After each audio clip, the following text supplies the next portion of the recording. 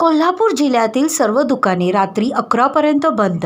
मात्र आईस्क्रीम व कुल्फी विक्रेत्यांना रात्री 12:30पर्यंत सवलत.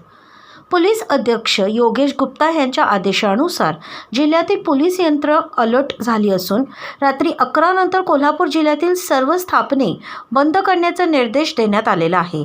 काळे धंदेवाले, मटका, बुकी, गुटखा, जुगारी क्लब, गावठी दारू, कॅसिनो विरुद्ध कारवाईचे सक्त आदेश अधीक्षक योगेश गुप्ता यांनी दिलेले आहेत. आदेश देऊनही प्रत्यक्ष अप्रत्यक्ष अभय देण्याचा प्रयत्न झाल्यास पोलीस ठाण्याअंतर्गत प्रभारी पोलीस अधिकारी, बीट अंमलदारासह गुन्हे प्रगटीकरण पथकाला जबाबदार धरून त्यांच्याविरुद्ध शिस्तभंगाचा कारवाईचे निर्देश दिले आहेत.